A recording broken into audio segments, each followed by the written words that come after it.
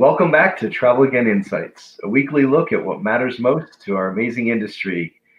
Ed, another week, another dynamic week in the world Another of week. and travel. Another week. It's good to see you, Mike. Actually, this week it is good to see you. All right. A lot of news to process, so let's dive right in. The first article we're going to cover is an article about airlines that are against mandatory pre-flight COVID testing here in the U.S.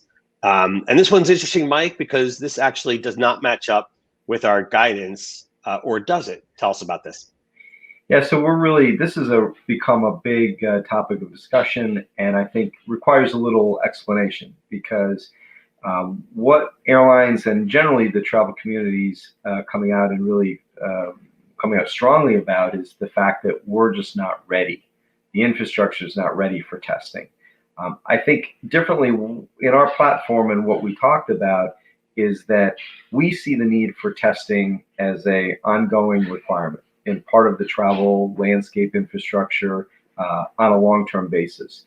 And if you were to tell me today, if you were to ask, I think generally everyone to say, should we include testing, provided it's safe, efficient, cheap, available, and largely probably subsidized by the government in terms of the need for it and having it integrated as part of the travel infrastructure, I think everyone would say yes. The problem is that we are far from there, meaning we don't have a roadmap to get there.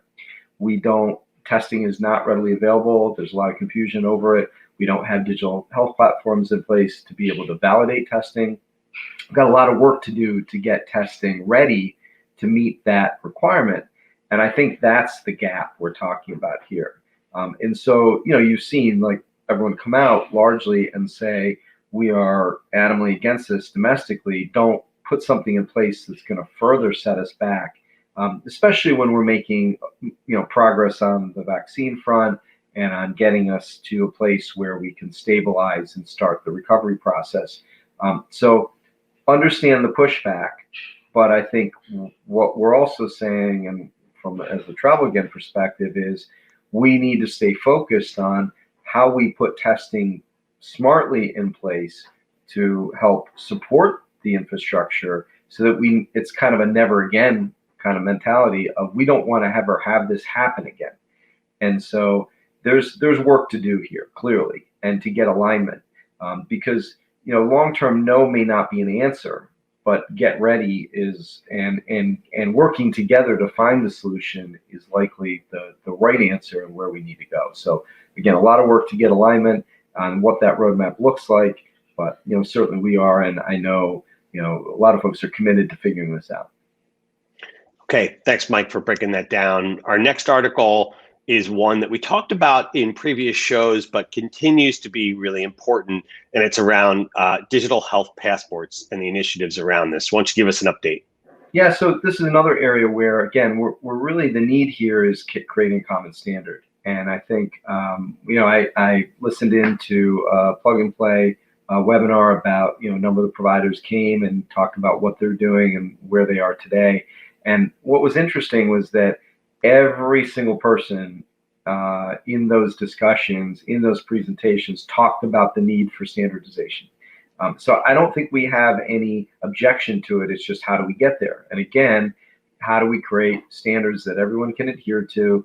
We want a number of providers to participate in this because that will help get more people on board and engaged in the process using digital health platforms that can involve not only testing but potentially tracing, et cetera, that would be incredibly valuable towards the fight of disease.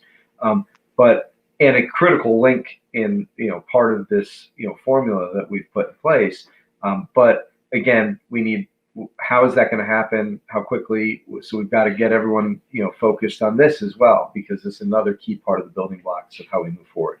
But again, great to see that we're getting coverage on this, that these issues are top of mind. I look at it more, I'd say, positively, philosophically, to say this is great because these are the critical issues. They now are getting the attention they deserve, and we just need more of that, and we will get to the answers we need to get to.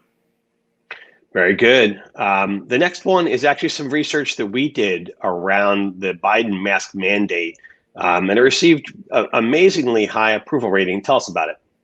Well, so we just did our January traveler confidence survey. So, the underpinnings, of course, are still very concerning. So the headline, though, was that the question that we had asked, the new question we had asked, was getting a reaction to the federal mask mandate that President Biden signed and put in place as part of that whole host of executive orders. And the overwhelming reaction was positive.